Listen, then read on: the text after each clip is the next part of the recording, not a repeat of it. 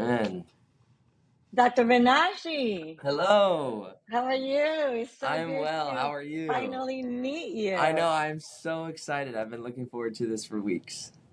That is so cool. So I learned about you Okay. from two of my favorite patients, Susan and Paul Solomon. Yes, they are such great humans. They are amazing energy. They are so loving and kind.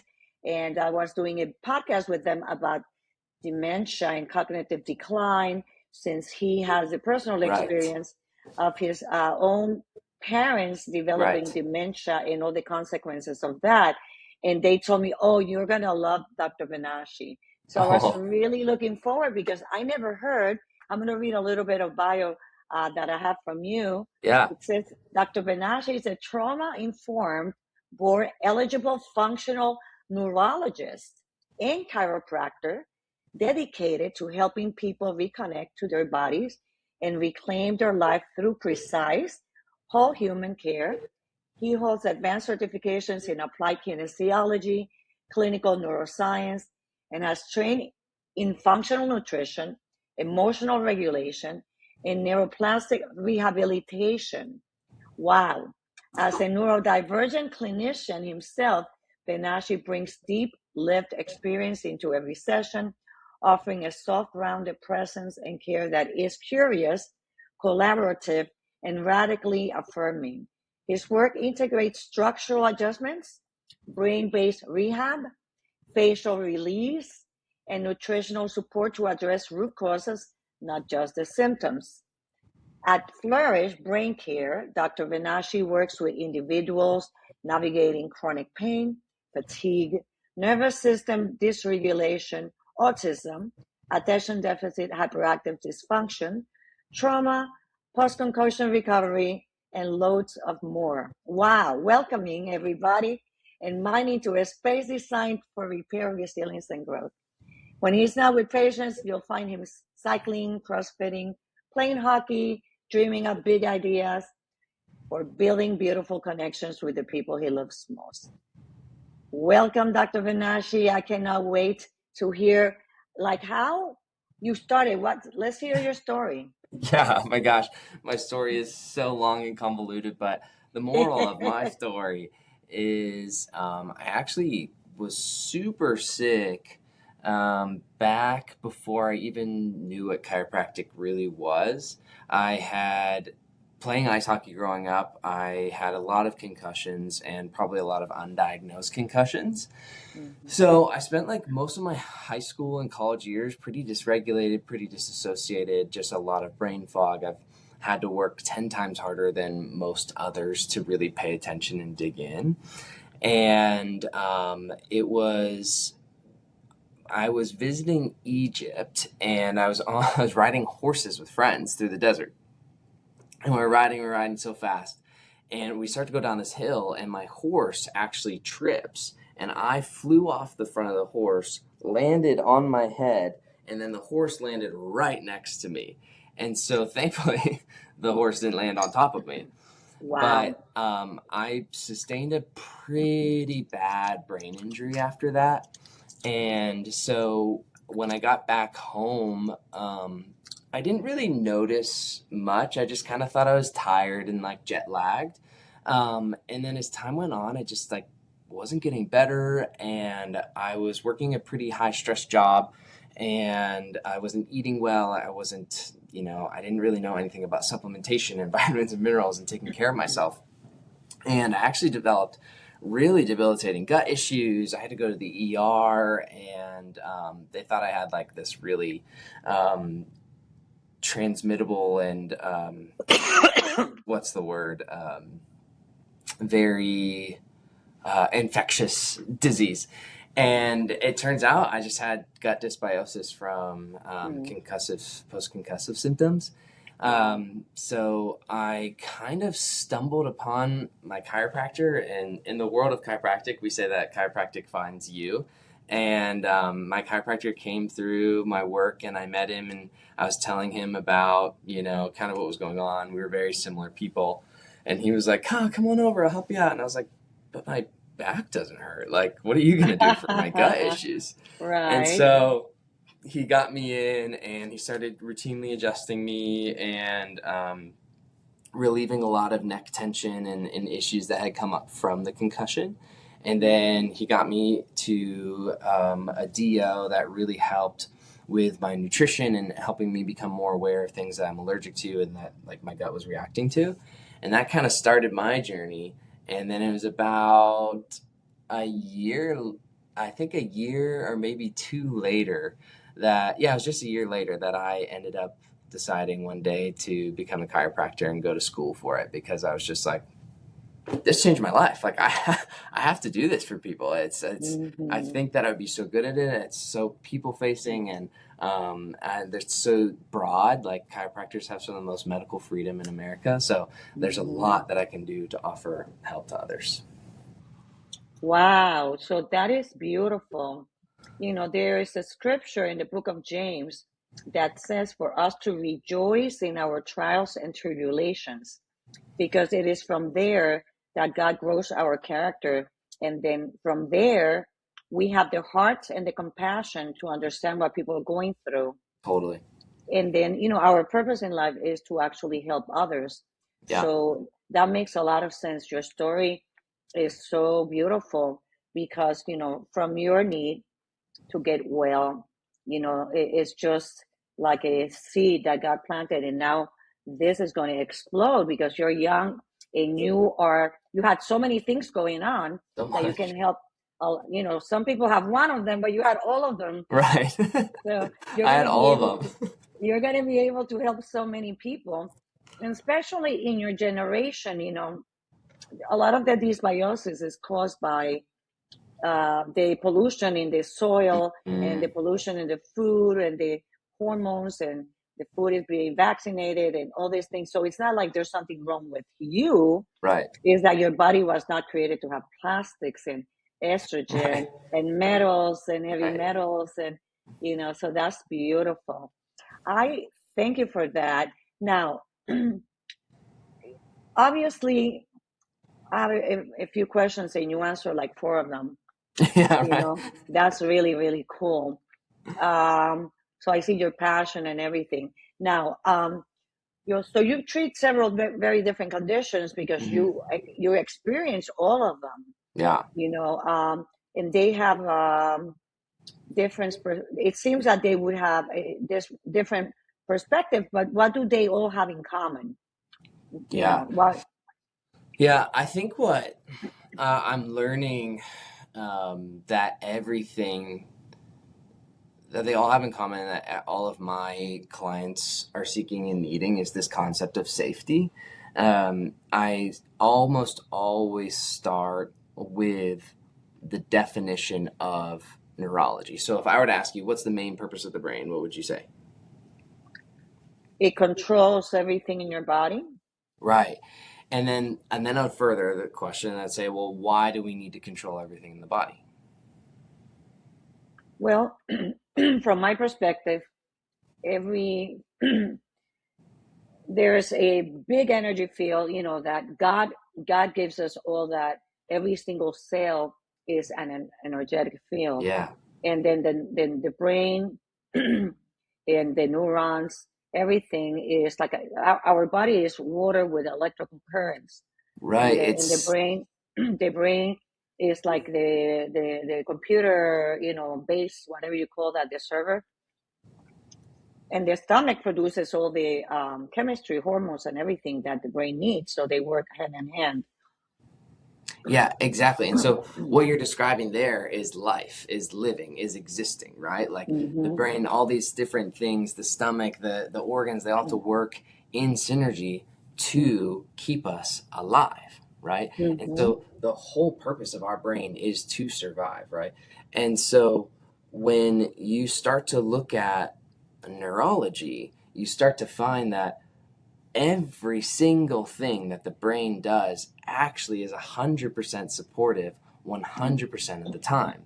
It's just not always sustainable, right? So Mm-hmm. the production of a headache is an alert to tell us that something is wrong. I was listening to one of your podcasts and you were talking, and she was, I think it was a doctor, another biological dentist that was talking about how we need to be able to get sick and then to heal, right? That is the purpose of living, is that being healthy isn't necessarily not getting sick. Being healthy is being able to heal and to exist. And so what all of these things that I treat have in common is just this idea of survival and safety. And so you can look at a concussion as the brain trying to survive. You can look at anxiety as the brain trying to survive. And you can look at a gut dysbiosis as the brain trying to survive. Mm-hmm. And so when you approach the brain from its core function, then you can start to look at, okay, well, then what's the main purpose of the brain if it's survival? Then what's the main way that the brain survives? And that's through movement, right? The second that we stop moving, we're considered a vegetable, right? We're just laying there, maybe in a coma, not useful to the world, and we start to disintegrate. There's actually this fish that spends its whole life in the ocean trying to find its resting place. It latches onto a rock and then it becomes seaweed. It becomes a plant in the ocean because it stops moving and it stops existing, but it builds back into the ecology of the world. So if we stop moving and we become a vegetable, then I have to determine that our movement is key. And so many people, especially when they get sick, they cannot move. They don't want to move. They feel bad and they get depressed and then they get anxious and all these other symptoms arise because they're not moving. Digestion is literally movement. And if you take away that movement from the body, which I see happens so often with either like there's a lot of gut meds or muscle relaxers and things that the medical world will try to prescribe that actually just shuts down the body function even more rather than trying to work with it and build it up.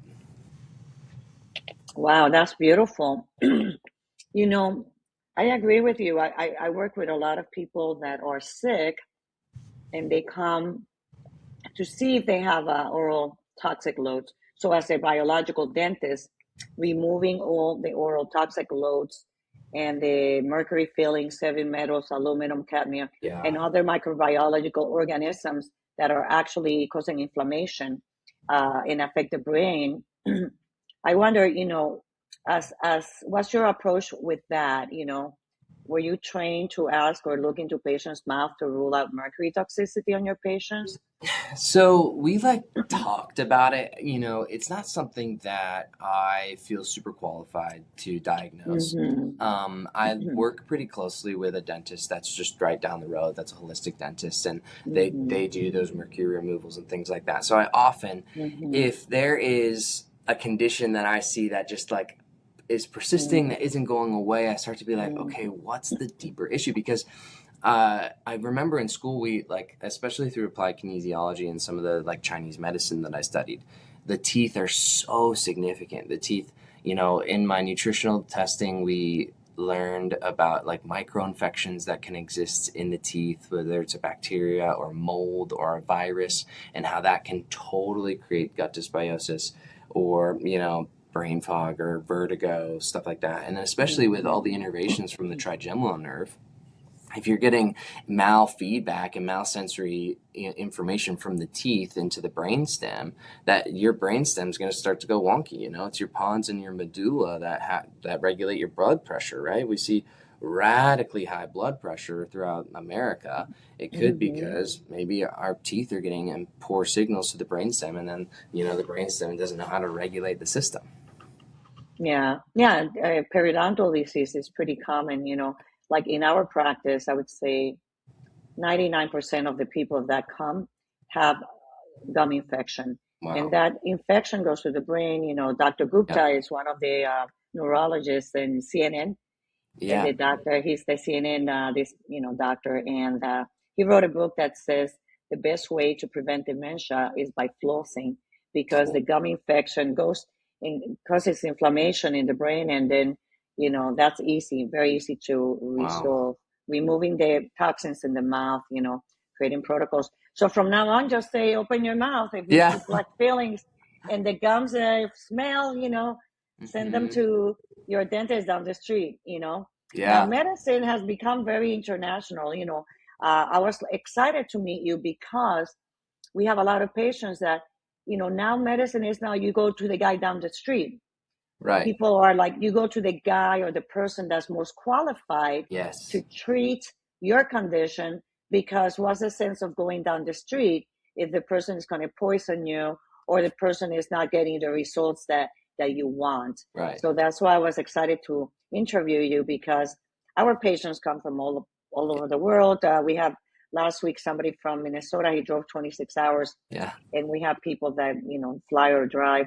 So I think that your topics are so important that there are people that are going to fly to see you, because it's like, who cares if you have a doctor down the street but they cannot get results? We're Right. about results here. Yeah. So for listeners who may not be familiar, what are post-concussion symptoms? Since you suffer that, um, why do some people continue to struggle months or even years after a concussion? Yeah, well, you were actually just talking about it with neuroinflammation. With neuroinflammation, there's this really fascinating thing that starts to happen. We have these glial cells in our brain, they're called, and that's like what makes up our blood-brain barrier. They're meant to attack the toxins that sometimes slip through and into the brain, or they're meant to attack the toxins so that they do not get into the brain. So these glial cells, when under inflammation, they will actually start to recognize our brain tissue as the toxin, and it'll start to actually degenerate and digest the brain tissue.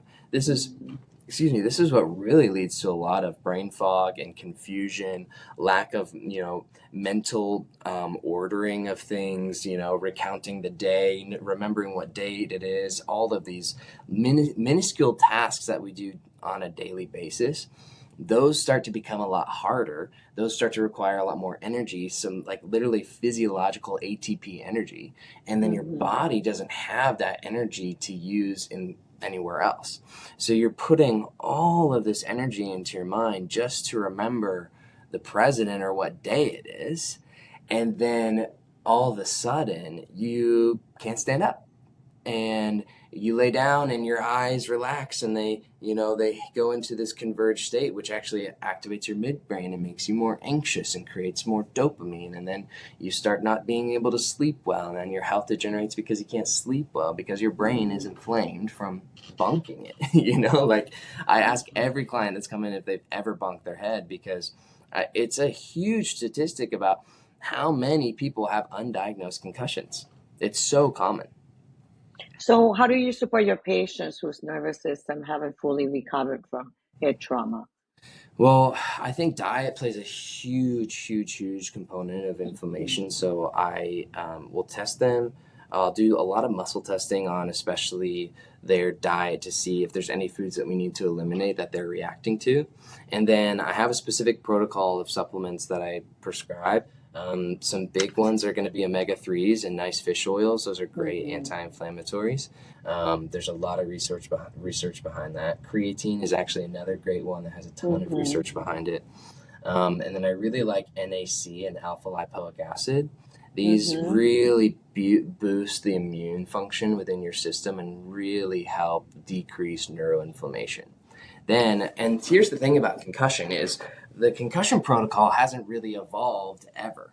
The typical protocol has been, oh, you're concussed, you should go lay in a dark room for a week, not work out, don't move for like a month, and then it'll just Mm-hmm. go away. But the reality is it often doesn't go away, and the new protocol that especially functional neurologists are using is to rest for about 5 to 7 days. That is Mm-hmm. important just to give your brain a break. But then you actually have to start very specific rehab and activating the frontal lobe. Because in neurology, we say if you don't use it, you lose it. Mm-hmm. So it's really important to keep that brain active. So I often will suggest crosswords or Sudoku, little games like that that just keep the Mm-hmm. brain going. And then I usually will find some specific eye exercises that can really help rehab the brain and are very calming to the brain, because with concussion you get a lot of wonky eye movements which use up too much energy, and that's what ends up making people feel dizzy or disoriented, Mm-hmm. bumping into things, unable to play their sport again or something like that. They just don't have that proprioceptive feedback that they used to have. Mm-hmm. So tell me about milligrams. So omega-3s, creatine, NAC. How much are we talking about? Omega-3s, MCT oil. Yeah, that's a great question. So, um, as far as dosage, my typical, let me look at my typical omega-3 that I like to use Nordic Naturals. Okay. Um, omega-3, I don't have the specific dosage, but I usually talk in number of pills. Yeah. So with omega-3s, you can take up to like 3, 4 pills. So that ends up being somewhere around 6,000, 8,000 milligrams of the Mm-hmm. omega-3s. And then with the NAC and the ALA, the NAC and the ALA should be about a 3-to-2 ratio, respectively. So a common dosage is going to be 900 milligrams of NAC and 600 milligrams of alpha lipoic acid. Mm-hmm. And then creatine, I usually say about 2 scoops a day. I really up everything for these clients because they just need Mm-hmm. Mm-hmm. excelled healing. I also really love vitamin D. People don't take enough vitamin Mm-hmm. D. I don't care where you live. If you live in sunny Florida, like we're Mm-hmm. still deficient. We sit inside all day. We never used to do that. So I'll tell Right. people to take upwards of 20,000 IU's of vitamin D. I think it's Mm-hmm. super hard to actually Yeah. overdose on. Yeah. It's good to have at least from 90 to 100 when I ask my patients to bring the blood work. If they have Yeah, 30, that's too little. too It's like, little. Yeah, let's yeah. do 100. That's Let's do 100. those normal lab ranges are just ridiculous anymore. It's, It's so mhm, wide. Like I've been on a huge journey of really studying hormones for my clients because that's becoming increasingly an issue. And they're actually now expanding the range, specifically for men. The range used to be 300 to like 1,200 units for testosterone. They're now mhm. experiencing so many men below 300 that they're lowering the range to 150 to That's 1,200. ridiculous. It's That's it's it's ridiculous. over a it's over 1,000 unit Yeah, range. It blows my yeah, mind. And I yeah. know We everyone is all know. different, but We all know that they're trying to feminize the American man, through the chickens, the estrogen, the hormone disruptor, the plastics. So we see a lot of comparisons. Say my grandfather, my father, they were more driven. They had more testosterone. They were more yeah. leaders. So there's a lack of hump. I call it. Mhm. I see that there's a big problem with that, and they're trying to feminize our men, and that's a big problem. You know. Yeah, whether it's happening just from a result of capitalism just trying to sell more. Capitalism thrives on needing more and people having a need, and it's like I Mm-hmm. think that we've gotten so lazy with our food that I have to sell this chicken as fast as I can, so I'm going to fatten it up with estrogen as fast as I can, and Mm-hmm. so there's so many symptoms of like Mm-hmm. a ton of just issues with hormones. Yeah, I mean, we've seen women's hormones, manipulated forever. Like you see women affected hugely by birth control, and then Mm-hmm. that's wrecking their system and keeping them sick. It's just like the pharmaceutical companies, and the medical industry doesn't make money if people get well, and that's why I have a really hard time with getting insurance to cover what I do because I get people well. They don't make a lot of money off of me. Right. Well, I think that one of my prayers is that the young people and people in general would awaken up to the reality that we have been poisoned for so long, Yeah. and then that our body is healthy. Psalm 139 says that our body was wonderfully and perfectly Mm-hmm. made by the Absolutely. Lord. So it's going to self-regulate. But if we're poisoning it constantly, you know, it's one of those things. So Yeah. that was really good. So what about what is POTS? Yeah, so POTS stands for Postural Orthostatic Tachycardia Syndrome, which is just a Oh. fancy word to say postural, meaning the position that you're in. Orthostatic is also another positional, right, term. Tachycardia is an increase in heart rate, and then syndrome is just a disorder. So basically, what it's saying is that when you stand up, your heart rate goes up and it cannot come back down because the brain doesn't know how to regulate the blood pressure. So, POTS is a very typical disorder with these things called dysautonomia. Dys meaning, broken again. We get that dys or syndrome. Those words like just kind of just mean something's off. Then autonomia is referring to our autonomic nervous system. So our autonomic nervous system controls everything from our breathing rate, our heart rate, our blood pressure, the rate in which our eyes move, everything, right? Everything we don't think about, that's our autonomic nervous system. So POTS is actually one of the most common, actually, no, it is the most common dysautonomia in the world. It's typically diagnosed in women more.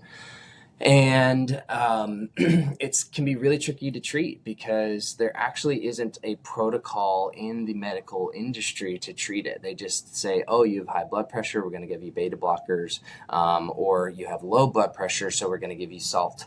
And so they just give you some meds that can be supportive. I have clients that electrolytes really help, and I have clients that the beta blockers have really helped, and it's just usually quite not enough. So what I do is, treating POTS is a big thing in the world of functional neurology. You can meet a lot of functional neurologists that know how to treat POTS. But it's disabling. I have a client, you were talking about people coming to visit me. I have a client that moved to Nashville so that I could continue treating her over this year. I've been treating her for a year I've been treating her for a year.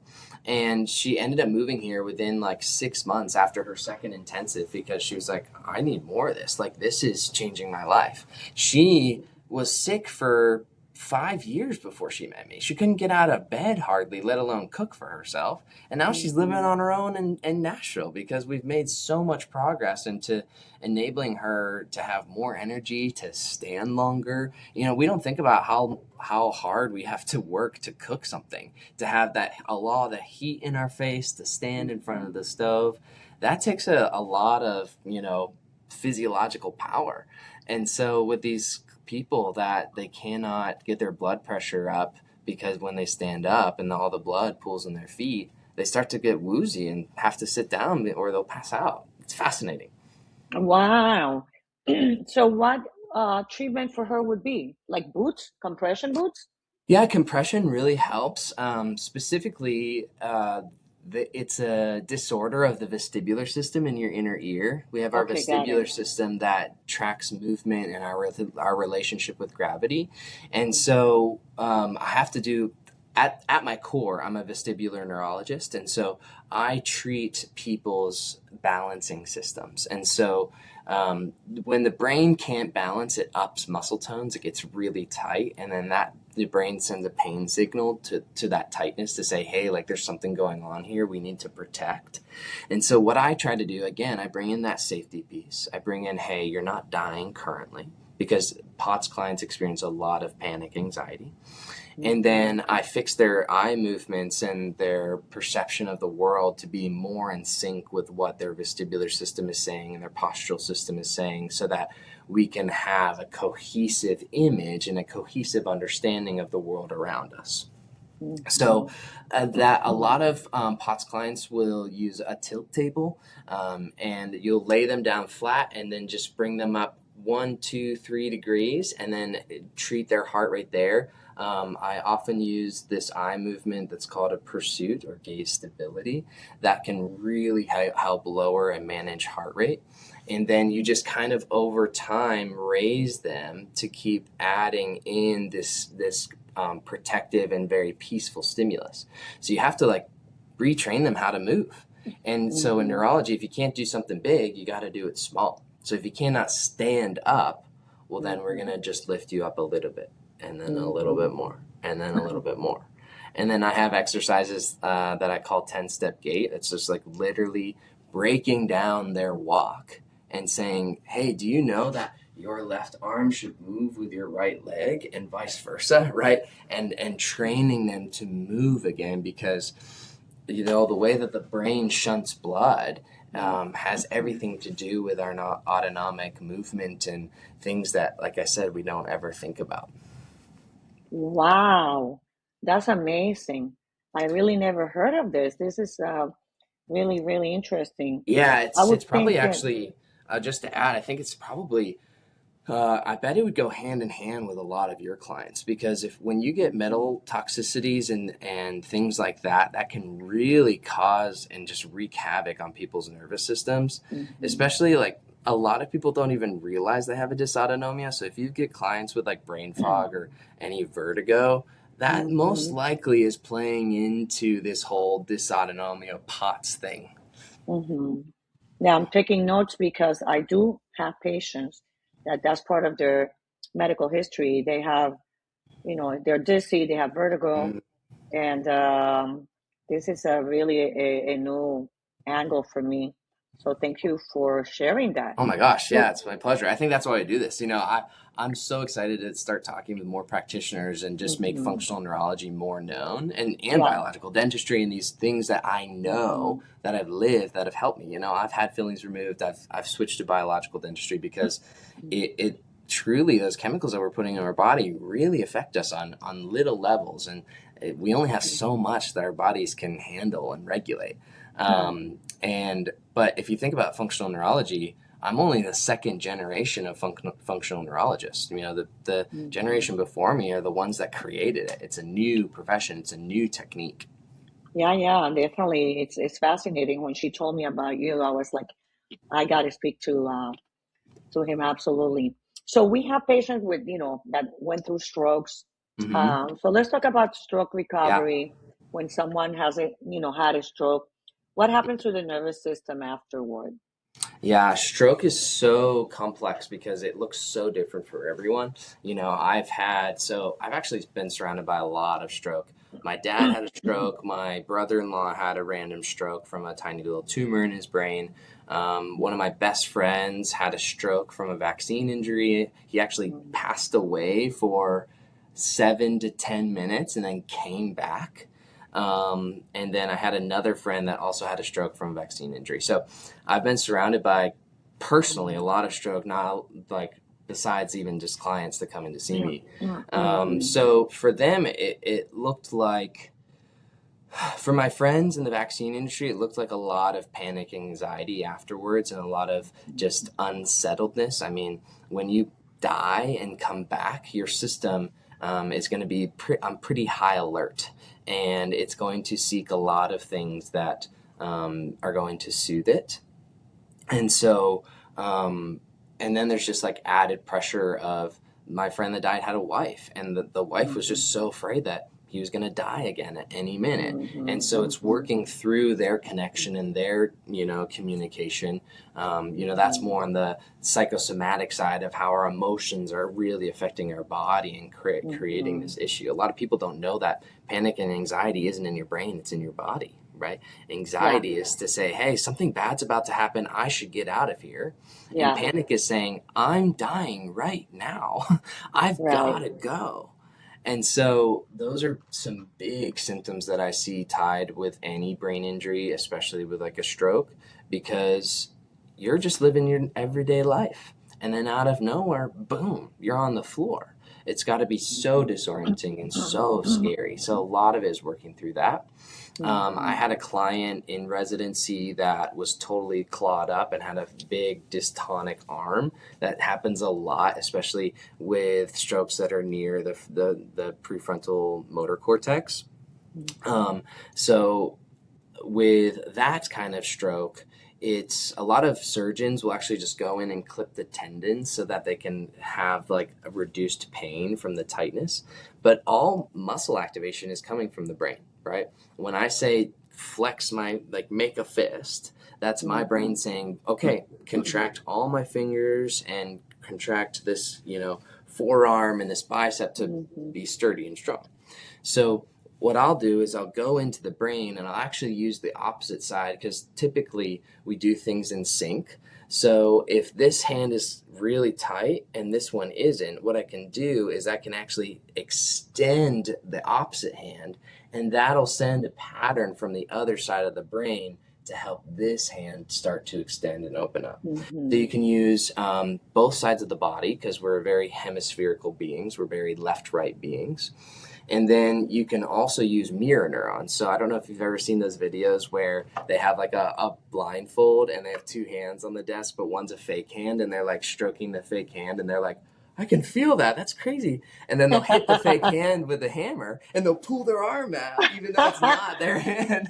It's crazy. Humans are so adaptive, especially visually. So you can use mirror neurons to really retrain their system to let go. And there's just a lot. That's the beautiful thing about functional neurology, is it's the creativity behind the science. You have to just create new techniques, new therapies, new exercises based off exactly what they're going through, because everyone experiences something so different. That's wonderful. So, for example, for your friend, that and the patients that that were vaccinated and Mm-hmm. it has heavy metals, Mm-hmm. what kind of detoxification do you do for your friend? Yes. So especially if there's anything with long COVID, I'll do a specific spike protein detox. It's a combination of four different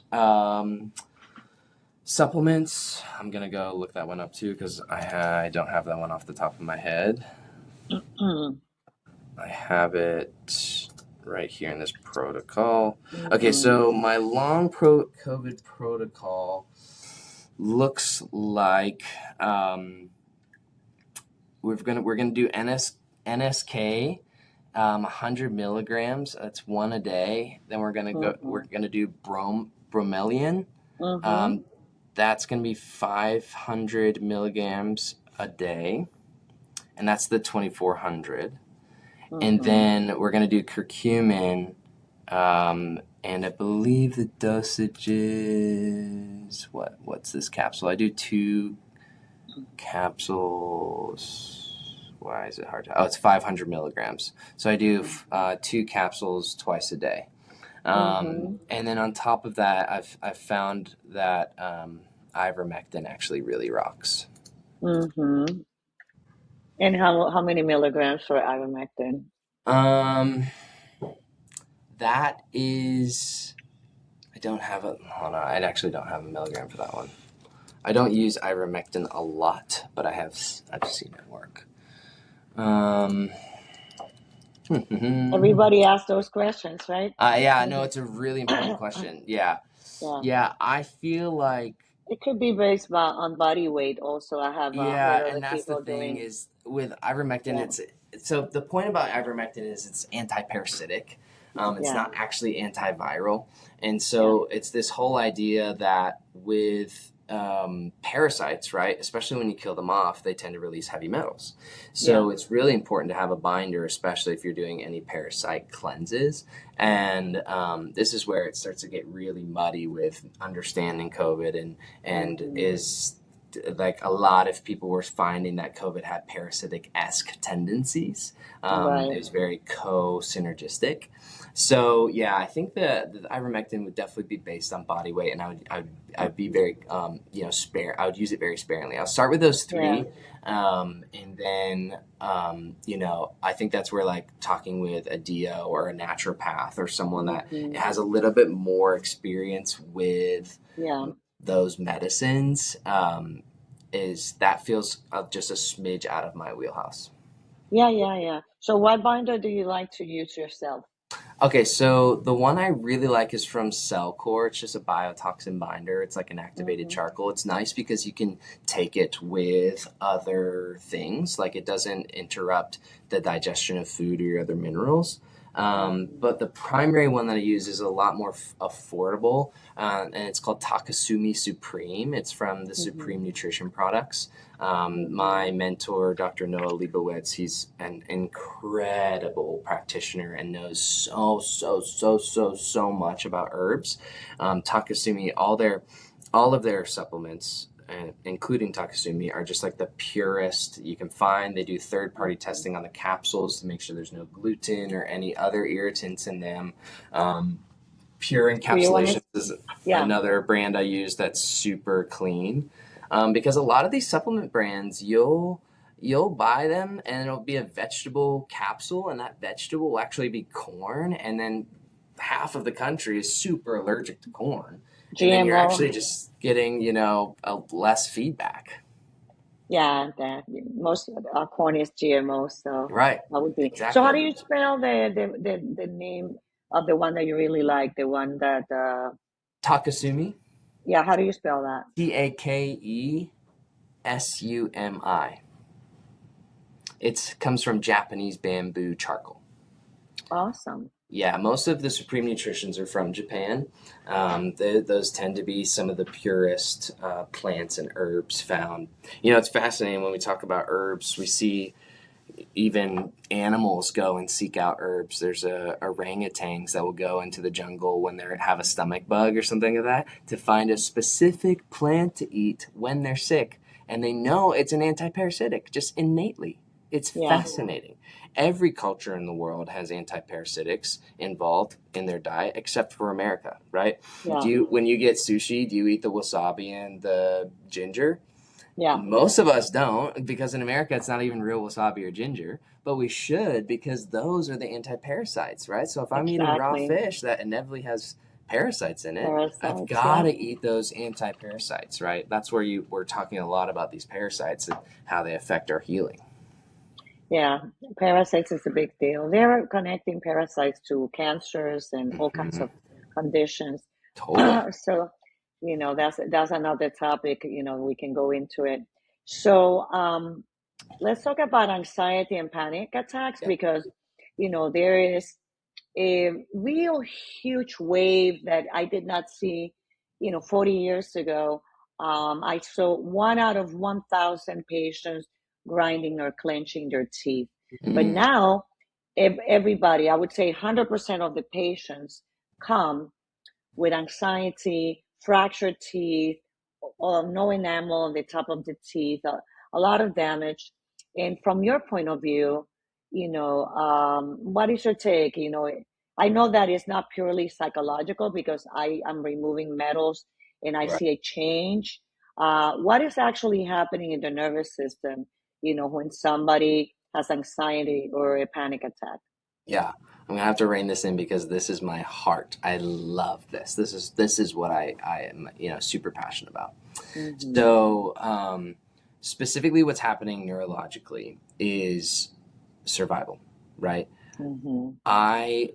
My goal at the end of the day is to survive. Anxiety is just dysregulated concern, right? I'm supposed to be concerned if my 5-year-old child is about to cross the street. I do not need to be concerned when my 5-year-old child is sitting in my home about them crossing the street because it's not currently happening. So that would be dysregulation. So Mm-hmm. with anxiety, we live in the most stimulating world ever with 24/7 access to very very traumatic information. So we are inundated with stress. We are inundated with concern, and we are inundated with threat. Anxiety, for sure, is the body's attempt to survive. When people feel anxious, they start to increase movement because movement is our way to survive. So, a big issue that I see in our generation, and I think why anxiety is on such a rise, is because we don't move as much anymore. We don't utilize movement to handle our feelings and our emotions and our dysregulation. Mm-hmm. Um, Anxiety is a signal from the brain that something bad is going to happen, which means that maybe there's a dysfunction in your liver that you're not catching on to because you're too out of tune with your body, right? You see anxiety and clenching and stress decrease when you remove these heavy metals from the teeth because the brain is finally able to hit an ease, a parasympathetic, rest and digest state where it does not have to be anxious anymore because it's not undergoing constant threats from the heavy metals in their mouth. with our mouths being, the most absorbative part of the body, that only makes sense to me. And so with specifically the conversation around anxiety can often be quelled by information. So because anxiety is rooted in concern, you can often talk your way out of anxiety and say, oh, no, okay, this is going to be okay. This will not happen, right? Where people mix up anxiety is when it becomes panic, right? When the concern comes from future concern and it becomes right now concern, right? I am afraid currently that I am dying, right? And this is where we see increased heart rate and the increased breath rate and these little panic attacks. And panic attacks, you usually cannot identify why you're having them. Anxiety attacks, you can often say, oh yeah, I was just freaking out about the car payment and the rent payment that I have to make at the end of the month because, it's really hard to find a job right now or whatever. With panic, you're like, I don't know. I had to go to the ER. I thought I was dying. My heart was beating on my chest. I couldn't breathe. My throat was tightening up. I'm pretty sure it's something around 50% of ER visits for heart are panic attacks. People really don't know what they are. So this all comes from a sensory motor mismatch in the body.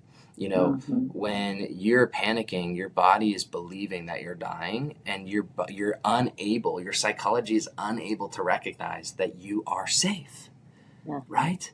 And so again, this is how it comes back. It all comes back to safety, because we've mixed up hard, hurting, and harm, right? Some things are hard, right? Like it's a workout, for example. Is a workout hard? Yeah. Does a workout hurt? Yeah. But is a workout safe?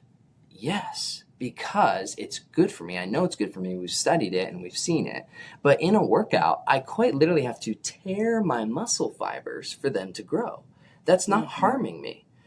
When a workout is harmful is when the situation around me is not safe, right? So hurt becomes harm when we're unsafe, right? Let's say I try to squat 400 pounds. I can't do that. That's when it'll hurt me and that'll harm me, right? So we have to have, it's a very nuanced conversation around anxiety and panic, because a lot of the attempts by psychology, which are awesome, are to regulate the neurochemistry. My method of treating, because I cannot play with your neurochemistry as a chiropractor and as a functional neurologist.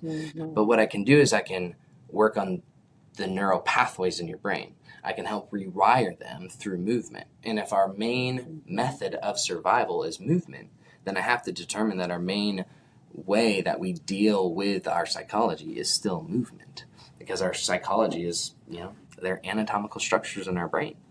Yeah. So it has to be body. And I see so much success with people that are just absolute wrecks, panic attacks, debilitated. And then we talk through it, and I give them strategies to regulate and to come back to their body and be more in touch with their body and know what's happening in their body.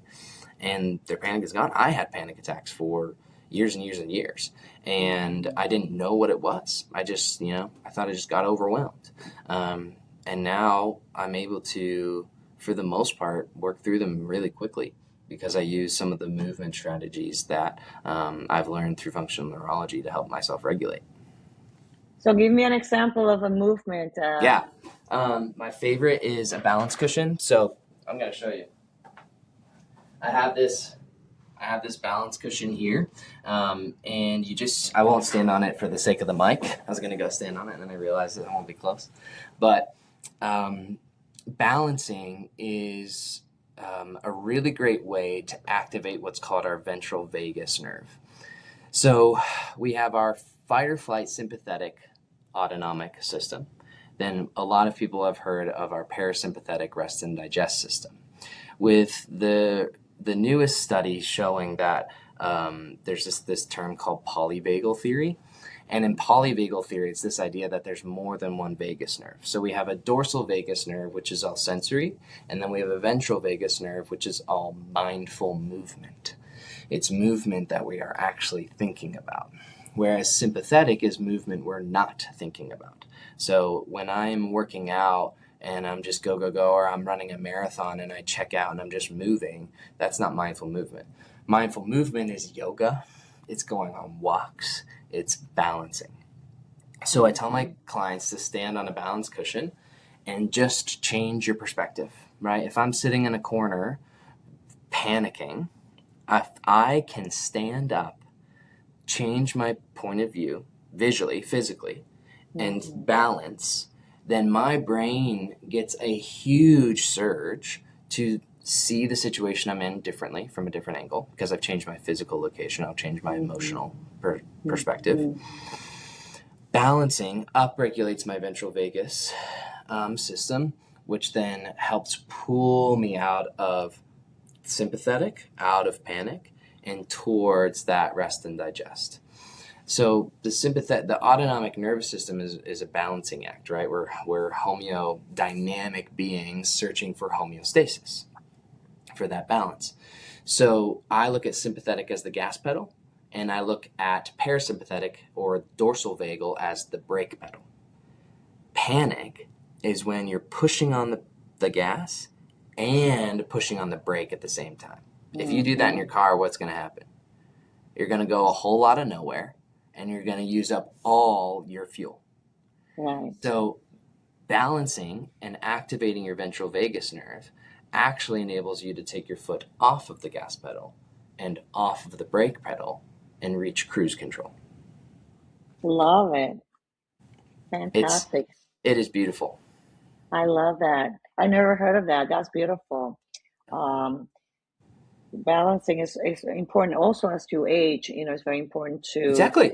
do bouncing, and people lose their proprioception. Yeah, what do you see old people doing, right? They're looking at their feet, leaning over because their balance is going away. It is the number one indicator of neural health.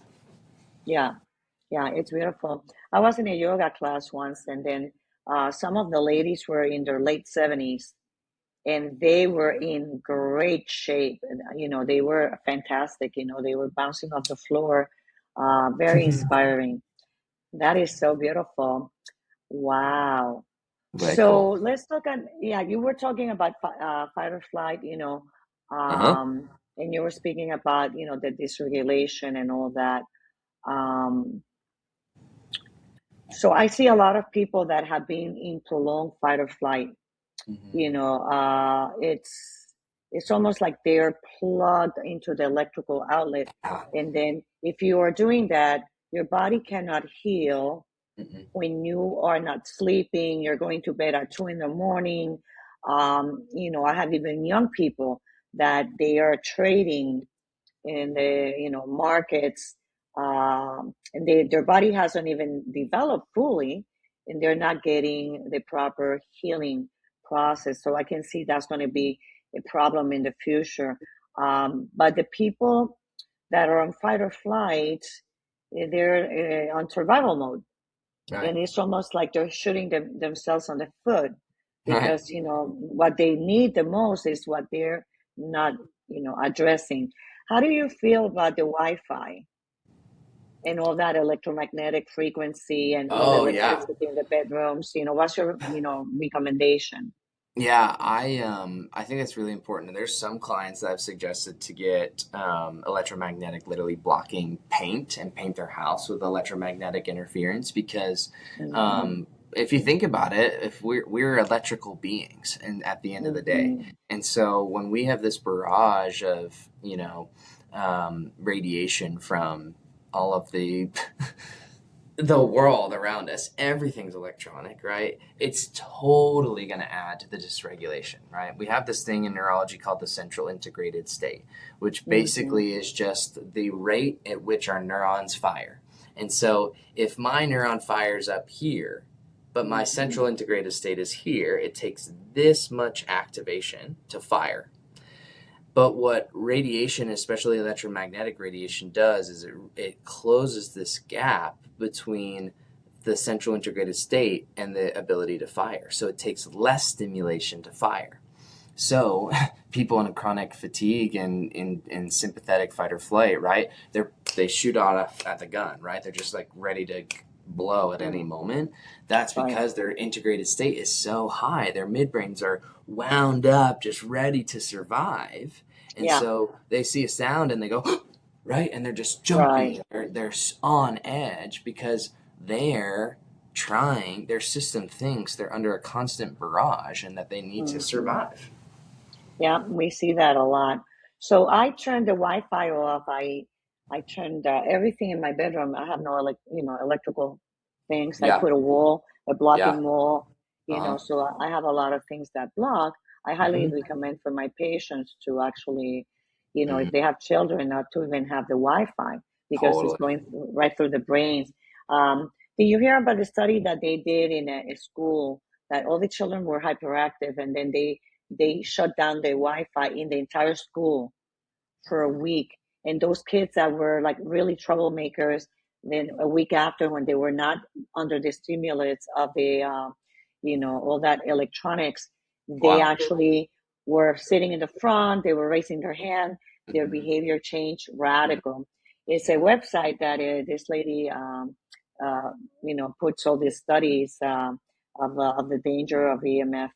So that is something that I tell my patients, especially when they have children, that let's all move to the farm. No, right. Yeah, I know. It's like that's what I've found about living in cities. Is like even if you're turning off the Wi-Fi at night, it just still penetrates the home and it's just everywhere, you know. You see all It, the passwords, all the names of all the neighbors. right. I'm like, can I just turn So everyone else's off too? yeah, yeah. Can you guys shut all the Wi-Fi?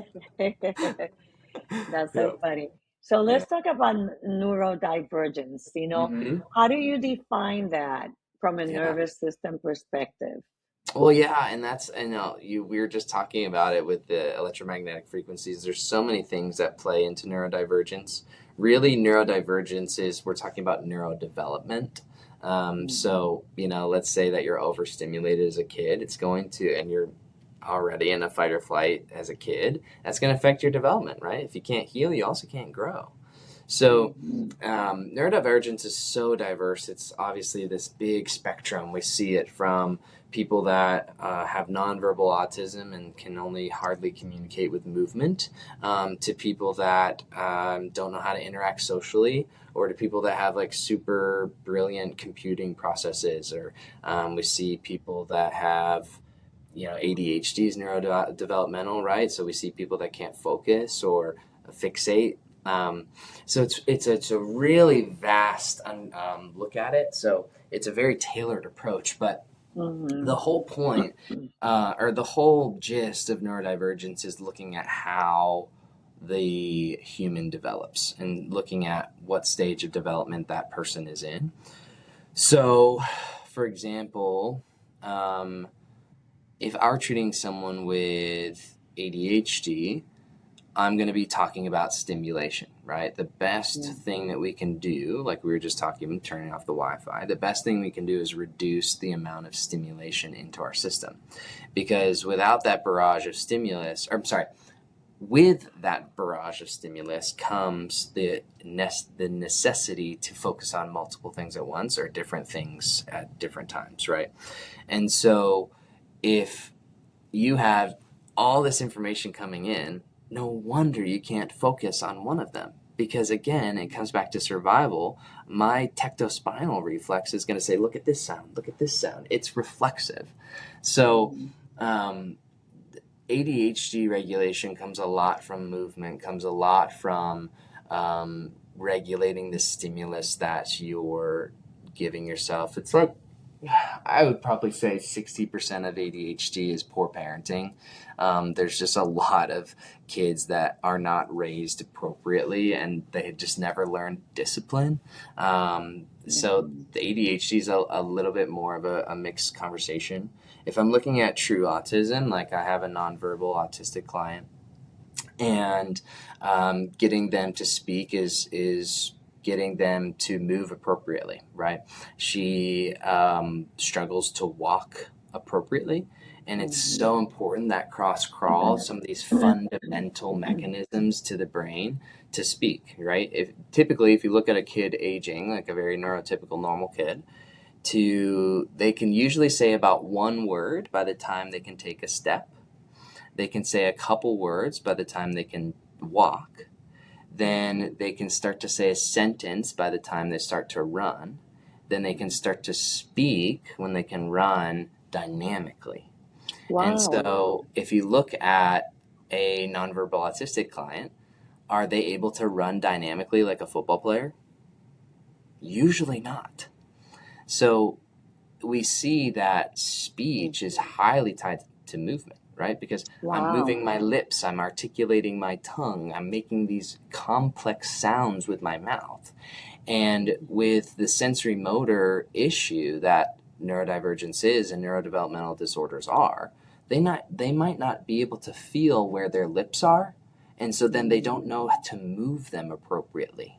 Mhm. So it's doing things like this to help stimulate their lips, or helping them. I have a client that they would go like because they were trying to get out every single word at the same time, and we'd have to go slow down, one word at a time, and then you go, I want to do this game, right?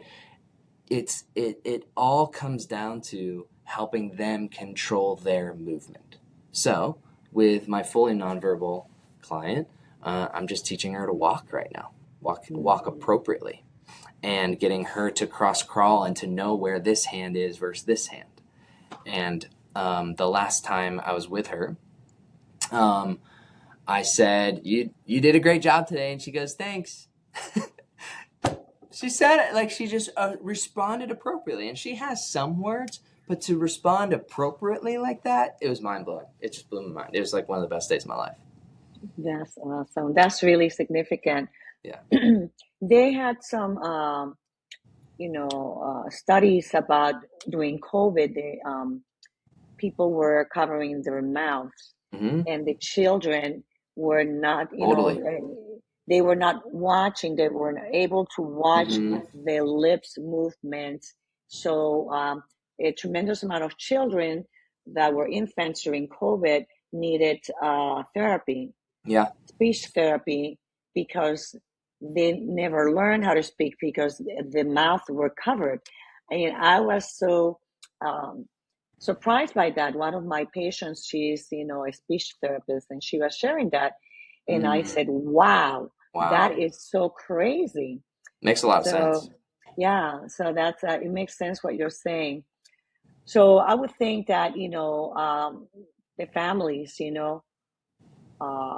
there's got to be a tremendous positive shift, in the families and the patients It after helps the you family do a that. lot. And then Hmm. I end up treating the whole family. Like it's really beautiful. It becomes you need your team, right? Yeah. And especially being the parent of a child with autism or neurodivergence, it can be so draining if that child is 18 and reliant on you, but Right. has, a 5-year-old brain. And so Right. it starts to improve marital relationships and relationships with siblings, because the Mm. siblings feel like they understand how to support.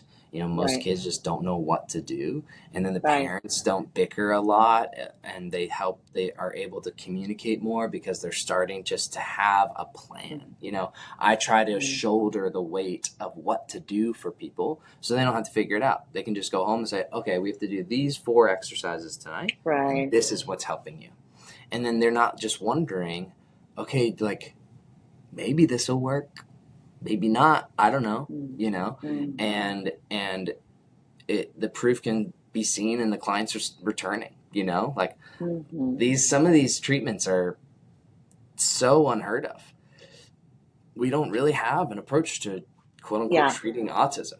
Like caught, Hmm. and that's what's hard is I get really caught up in calling it a disorder, because it's just really more of a delay. It's really more of a developmental issue, and it doesn't necessarily need to be treated. But it can be if you're wanting more out of your life, or you're wanting to Mm-hmm. give your child more. If your child can't speak, I'm sure they want to connect, and you can help them connect if they're willing and able to, right?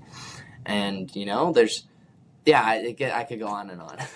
Well, from your point of view, like in the 1980s, 1 out of 10,000 children had some kind of neurodivergence, and Hmm. now it's 1 out of 35 children. Hmm. So, what has happened in the last, I don't know, 40 years that we have exponentially, uh, that this is like a real huge problem. This is not like this is a big Yeah. number.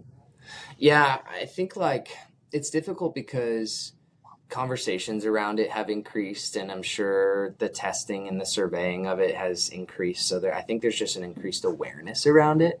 Mm. And it's, as research in, the medical world and neuroscience evolve, we learn more and we see like, okay, well, yeah, now like ADHD is going to be considered neurodivergence. And now we're actually going to kind of consider OCD neurodivergence. And like, we're starting to reframe things. So I think there's a little bit of Mm-hmm. convoluted data with that. Mm-hmm. And I think that we see a huge increase in stimulation. We have a whole generation of kids raised on an iPad. They're not moving their bodies. When I was a kid, my mom would literally lock me outside and force me Yeah. to play outside. Out of the house, go play. No, right, out of the house right now. And before we Come when got in the the sun is car, coming down. right, return home when you're hungry and starving, and then I'll let you inside, right? Yeah. Like, and so there is just a level of like, kids aren't moving their bodies. They're stuck in Hmm. public school, like learning who knows what. Right. They're not able to really play outside safely. They, when they're home, a lot of like, I know a lot of parents that try not to do TV and iPads, but sometimes they just have to resort to it. I do Yeah. think that there's probably a pro in Mm. exposing your children to it and having them understand it, and at the same time, it cannot and should not be used as a regulatory thing. So if your kid Right. is crying and crying and crying and crying, and the iPad's the only thing that'll shut them up, in my opinion, we need to create more. We need to give parents more skills to help their children regulate than Hmm. an electronic device, Yeah. because Yeah. that's just going to feed this dopamine intake, and it's going to really halt neurodivergence. There's tons of Yeah. studies behind blue light and Hmm. midbrain activation that highly affects the brain development. Yeah. So diet as well, no? Because I Yeah. Oh, big remember, time. Yeah. you know, That I I wasn't ate even getting real not touch food, that because it's just real assumed, food, My mother made real food. eggs and she made real oatmeal and she made real Right. food. Now the kids are eating out of boxes that have preservatives, that the food is actual not nutrition, a lot of sugar. The Yeah. sugar is just like, damaging the brain and causing inflammation and all that. Yeah.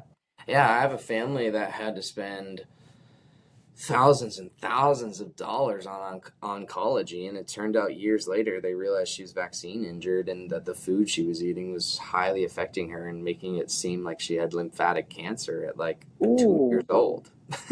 Like, wow. it's insane that there's just all of these underlying approaches. Even like if you look at um like you were saying, I think we said at the beginning, just like different cancers are being based in like heavy metals and nutrition and things like that. Like, we know that cancer is a metabolic disorder. It's Yeah, not genetic. It just yeah, isn't. And you can starve it by not giving it glucose. But exactly. we operate on clients, which increases inflammation and increases glucose. So that increases metabolism. So it's going to increase the cancer. We give them radiology, which increases inflammation, increases inflammation. I sorry, I said that twice. Increases inflammation, increases metabolism, and then we give them medication that increases inflammation, increases metabolism, and it's I really do believe, like, I have friends that work in cancer research, and there's really awesome, amazing things happening there, and I'm like, hey, why don't we just do that research plus taking your clients off of sugar? That would be life changing, life changing. Yeah. So yeah, there's so Take them much to out of say the about all the that. carbs, the keto diet. A lot of Keto, people are doing carnivores, really keto. cool. Yeah, they're doing diets that are like Mm-hmm. You know, it's funny because they're like, oh, don't eat this, don't eat that, Yeah. don't eat this, don't eat that. Well, people ate bread and they ate fish and they ate Right. lamb in the Bible 2,000 years ago. Yeah. So they ate figs and they ate, Mm, olive oil. All that is biblical. So people thousands of years have eaten certain things. But if it's genetically modified, your body cannot identify it as eatable. It's like eating yeah. plastic. So let's talk about healing, hope, and integration.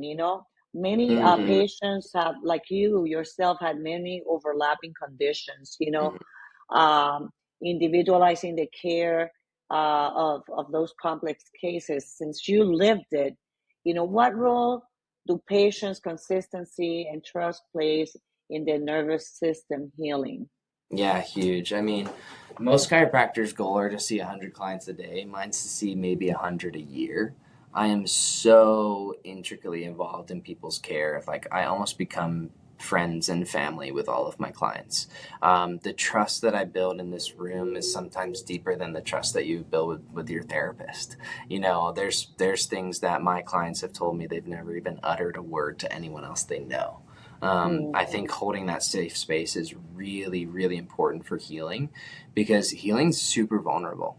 Healing, you Mm-hmm. have to kind of bear it all because you have no other choice.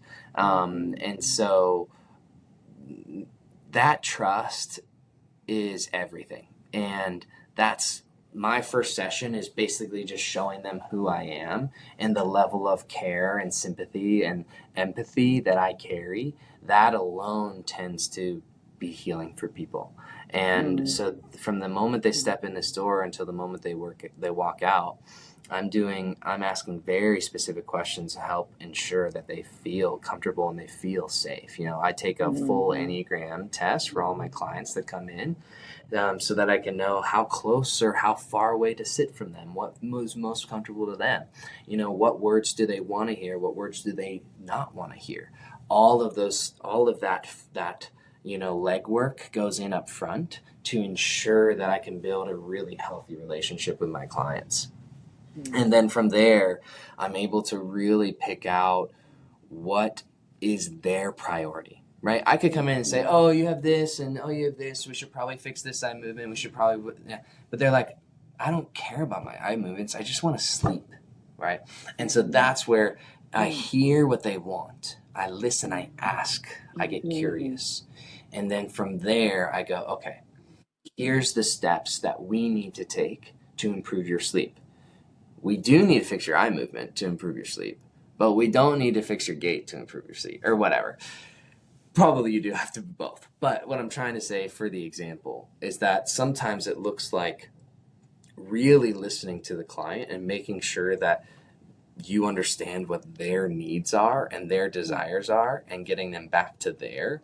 And then a lot of the stuff, especially in neurology, follows. A lot of parents can bring their kids in and they'll say they want to see this for them. And I'm like, well, if we fix this, these other things will just kind of float away, especially if we're looking at like primitive reflexes. When you have brain injury, we get primitive reflexes that return. But sometimes you can just fix the issue and the rest kind of trickles down and fixes it for itself. Um, and then as far as like maintaining hope, that's the biggest thing. Mm-hmm. Um, I've always been a pretty optimistic person, and sometimes hope can be tantalizing to people, especially people that have chronic illness, and they're like, what is hope? How am I ever meant to get better? I don't see this getting Mm-hmm. better.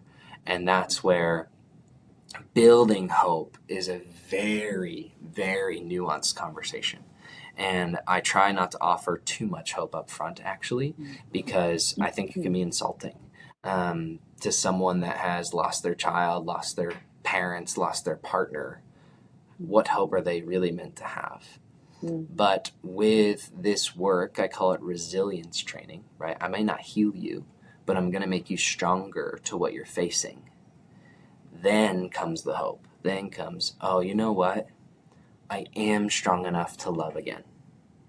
I lost a child, but I feel brave enough to pour that love back into my nieces and nephews, Mm-hmm. back into my best friend's child, right? Mm-hmm. And to place that care, place those big things into the appropriate facets in our life.